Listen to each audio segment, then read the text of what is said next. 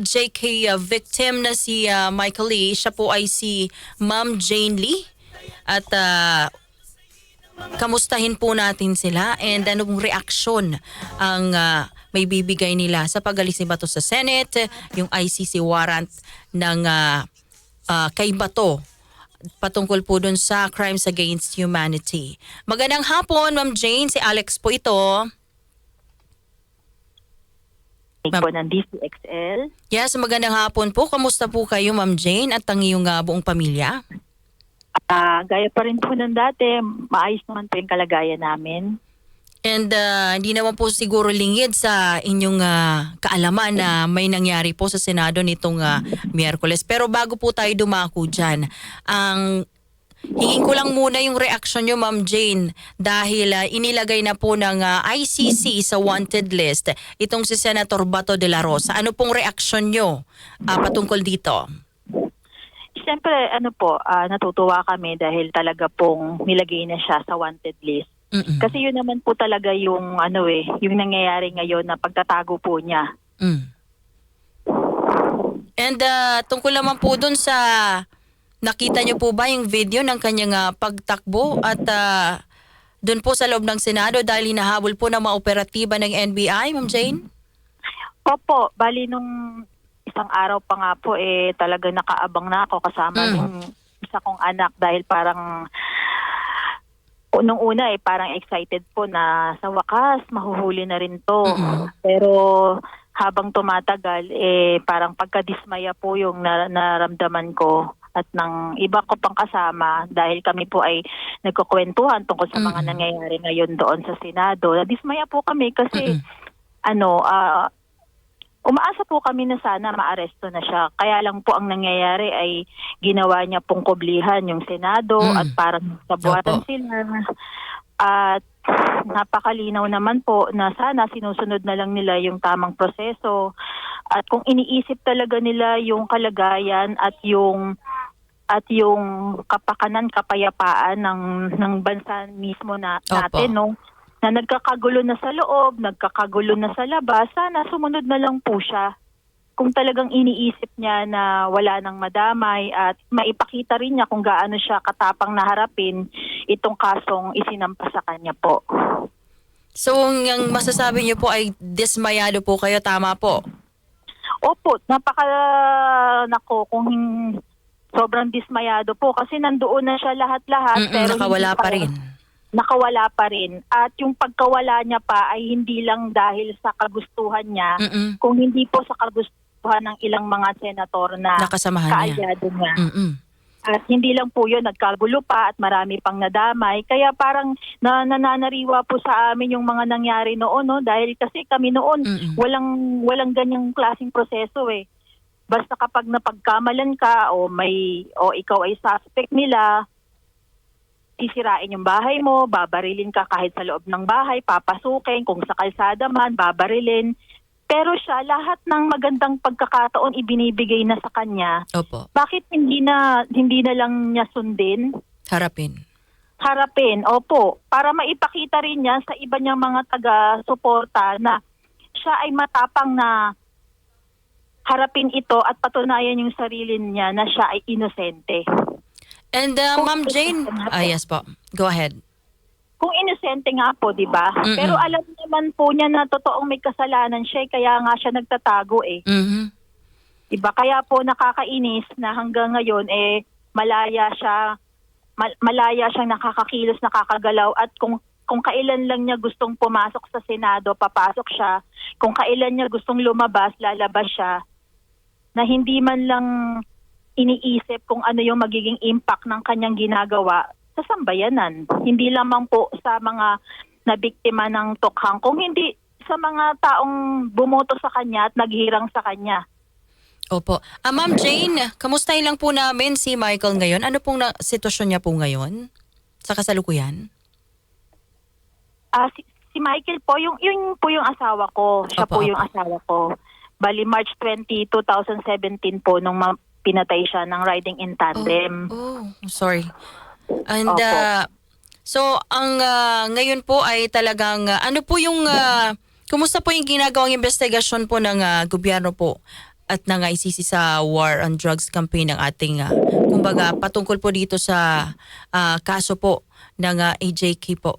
Ma'am, kayo po ba ay may update po patungkol rito? Kahit naman po nagpalit ng administrasyon, wala rin naman po talagang nangyaring investigasyon.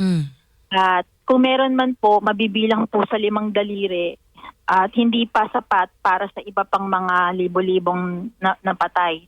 Tapos iniisip ko din po na kung meron sanang investigasyon, sana noon pa, hindi na pinaabot sa ganito. Kaya hindi nila kami masisisi kung bakit kami humihingi ng tulong sa International Criminal Court. Kasi ano rin naman sila noon, napakatahimik nila, hinayaan nila at nagsabuatan sila. So paano naman kami, 'di ba? Paano naman kami lalaban ng mga panahon na yon? At ngayon na nagbago na ng administrasyon, parang wala rin naman po talagang nangyayaring investigasyon at hindi nga rin namin maramdaman kung kahit man lang simpatya o moral support para sa mga biktima. Pero ganun pa man, tuloy lang yung buhay namin at mas nakapokus na lang po kami sa kung ano yung tinatakbong po ngayon sa ICC. Opo. Ma'am, kasama po ba kayo sa mga testigo nga pupunta po sa The Hague para sa ICC hearing kaya dating Pangulong Rodrigo Duterte or FPRRD? Sa ngayon po, mas hindi po pa po namin pinag-uusapan yung mga ganong bagay. Parang nandun pa lang po kami sa paano po kami makakatulong sa iba pong mga pamilya na lumabas sila, magsalita at magpa-dokumento nang sa ganon yung 530 plus na admitted ng ICC na authorized to participate ay madagdagan po. And sa tingin niyo po ba, ma'am, nasaan na po yung laban po natin para sa hustisya sa mga naging biktima po nitong extrajudicial killings? Sa tingin ko po, nagsisimula na po dahil magsisimula na po yung trial, magsisimula na rin po yung pagkakataon sa panig po namin at sa panig ng inaakusahan namin. So napaka-fair po para sa kanila kasi sa kanila po wala pong buhay na nawala. Diba? Ang lahat ng nangyayari sa kanila ngayon ay consequence ng mga pang-aabuso nila sa kapangyarihan. At yun po, tingin ko po ay nandoon na sa level ng pagsisimula. Kumbaga sa mga nangyayari ngayon, 'di ba? Kumbaga may kasiguruhan na rin kayo dahil sa hustisya na pwedeng makamit po ng mga biktima ng EJK, ano? And tiwala ba kayo, kumpiyansa ba kayo na sa lalong madaling panahon ay mahuhuli din tong si Senator Bato de la Rosa para makasama ni si FPRRD sa The Hague? Opo, sabi ko nga sa ibang mga pamilya na pag nag-uusap-usap kami, hindi naman habang panahon makakatakas siya, makakapagtago. Darating din talaga yung araw niya na mahuhuli siya at makakasama niya po sa The Hague yung dating Pangulo na dating yung kasabwat niya sa pagpapatupad po ng war on drugs. Ano po umaasa po ako. Kami. May panawagan po ba kayo o mensahe po kay Senator Bato, ma'am? Siguro po ang masasabi ko na lang po ay sundin na lang po nila kung ano yung tama, yung proseso po ng batas. Mas sila po ang nakakaalam niyan dahil mas sila yung nakapag-aral, marami experience patungkol sa mga batas na yan.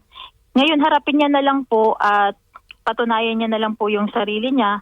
Kung gaano po siya katapang noon, ipakita niya po ngayon, lalong-lalo na sa kanyang mga taga-support na kayang-kaya niyang harapin ito at handang-handa siyang ilabas yung kanyang sarili para po wala nang madamay at nang sa ganon, mapabilis rin po yung proseso para po sa lahat. Kasi ito hindi lang naman po ito para sa amin para rin sa kanila to. Diba? Napaka-fair ng dahil yung due process umuusad para po sa kanila. And mama, meron po ba kayong mensahe nyo naman po para sa kapwa-biktima po ng EJK sa laban na ito? Yun po, sa mga kasama ko na naging biktima nitong war on drugs, wag po silang panghinaan ng loob dahil kahit 10 taon na ang nakaraan ay umuusad naman po yung hustisyang nais namin at nagpapatuloy po yung ilang mga pamilya sa pagsasalita. Di man po sila ganun katapang katulad ng ibang mga family katulad ko. Ang mahalaga po ay maidokumento sila, ang mahalaga po ay mapabilang sila at Tuloy lang ang laban. tuloy lang po ang laban. Ayan, Miss Jane, maraming pong salamat sa pagpapaunlak at time nyo po para sa amin dito.